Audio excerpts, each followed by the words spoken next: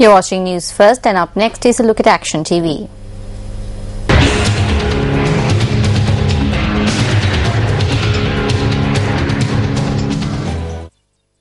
The Mioya, which flows through Putlam, Nanamadu and Wanathavilluwa Divisional Secretariat areas, is one of the primary water sources in the area. The Mioya provides some relief to the people who are severely affected by the drought and is also the primary source of sand for residents of Putlam and its surroundings. Area residents charge that large-scale sand excavators use permits that have been issued for other areas to excavate sand in Mioya in a fraudulent manner. Mioya is facing a risk of running dry owing to the illegal sand mining activities which have been taking place in the area for nearly 5 years.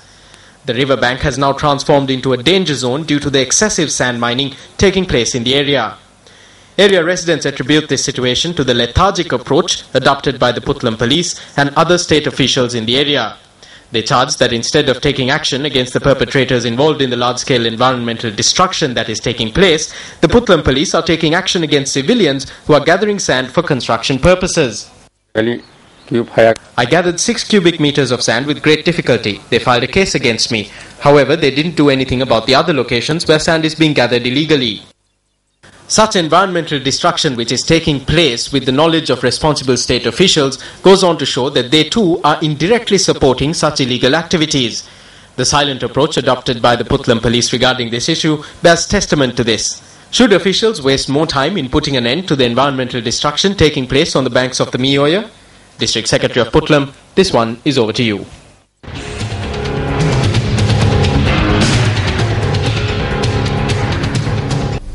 Staying in local news, former Army Commander Sarath Fonseca says that at present, people have been forced to fulfill the needs of the rulers. The former Army Commander made this statement during an event held in the Valimada area yesterday. Former Army Commander Sarath Fonseca, who attended a Bodhi Puja ceremony at the historic Dambavinna Rajamaha Viharaya, was warmly welcomed by the area residents.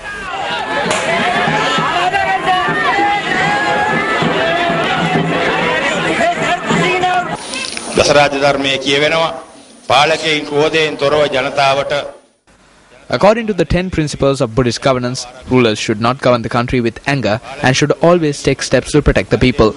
If around 4 to 5 million people voted for a leader to govern the country during an election, one should not only protect this group, he or she should not launch attacks on the others, not take away their jobs and lands. According to the principles of Buddhist governance, I don't think such behavior is entertained. The Buddhist principles state that the rulers of a country should fulfill the needs of the people. However, according to the political culture in the country, this teaching has been reversed for the benefits of the rulers. The people have been forced to fulfill the needs of the rulers.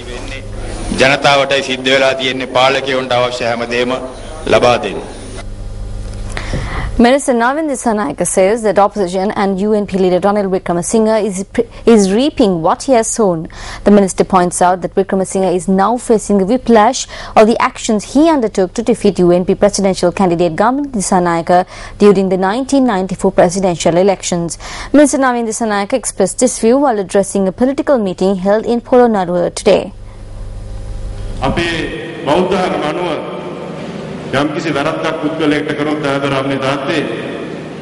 According to the teachings of Buddhism, you have to pay for the sins you have committed either in this life or in lives to come. Ranil Wickremesinghe is now reaping what he has sown. He wronged my father. There may be no legal background, but ethically he has wronged my father. That is what he is paying for now. This is why he cannot emerge victorious. He could not even hold on to the solitary victory that was won in 2001. I believe that my father, wherever he may be, is now looking at Ranil and saying, for what you did to me in 94, I will ensure that you will never come into power.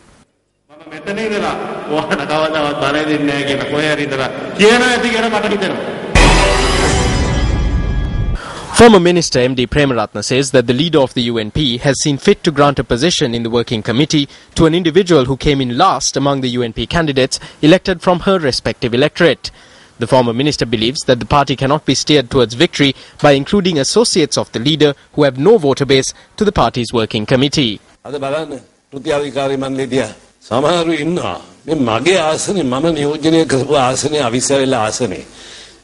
Look at the working committee today. A person who was last in my electorate in Avisawala, who only secured around 2,000 votes, has been appointed to the working committee. By appointing those who have no voter base and have no understanding of the pulse of the people and keeping a few henchmen around, the entire UNP with the working committee and Sirikota are being dragged into the pits. The party which received 4.4 million votes now receives only 2.3 million. People who have no voter base, his henchmen, have been appointed to the working committee. That is why I said that the UNP and Sirikota will sink into the pits in a few days.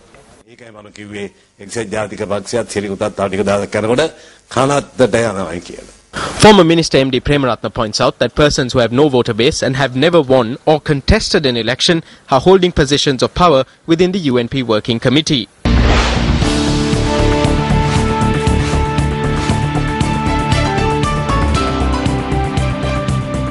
Express your opinions on the members of the UNP Working Committee mentioned by former Minister MD Premaratna.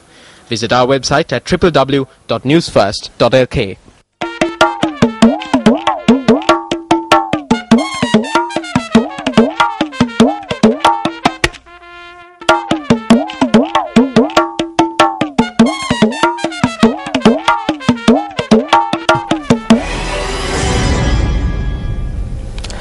The interim report of the three-member committee appointed to look into the incident where vehicles faced technical problems after pumping diesel has been handed over to the Secretary to the Ministry of Petroleum Industries.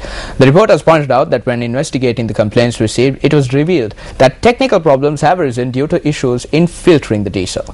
The Ministry states that the reason for this situation could not be identified through purity tests carried out in laboratories. However, the Deputy Leader of the United National Party, Sadith Premadasa, says that the government is protecting corrupt government officials. The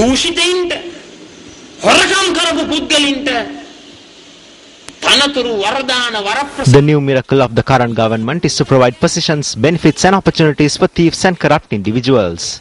They give promotions to those who import substandard petrol.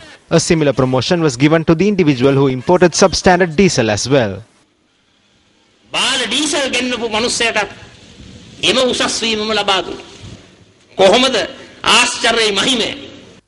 This public meeting was held in Kabitigollava under the auspices of parliamentarian Sajith Premadasa to garner support for the UNP candidates contesting for the upcoming North Central Provincial Council from the Anuradhapura district.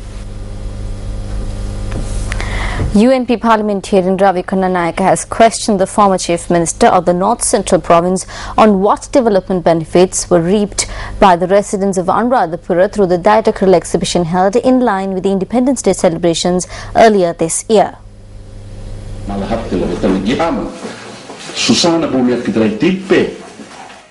that was left was a graveyard. The railway station which was put up for the exhibition was removed. We saw the manner in which rail tracks were removed before our eyes. We asked them where they were taking these tracks.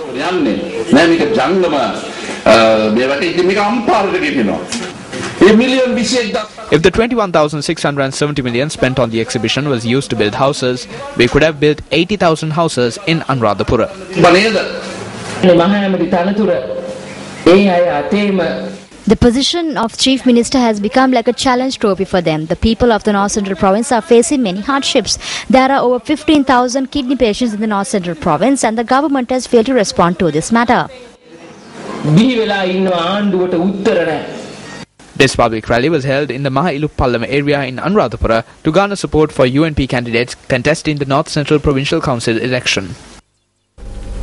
The annual AmCham RCGC Golf Tournament will be held on the 25th of this month. This announcement was made at a media briefing in Colombo recently.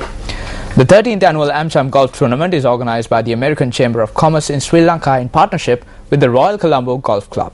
A group including the President of AmCham, Vijay Ratnayaka, Captain of the RCGC, Priyath Fernando, and Primal Vijay Nayaka, the Chairman of the organizing committee, were present at the briefing. According to the organizers, this year's tournament is expected to attract around 200 golfers. Incidentally, News First and MTV Sport are the electronic media partners of the event. And with that, we wrap up this edition of News First Primetime News. I'm Ramesh Rukal Bandara. And I'm Arundhati Mudanayaka.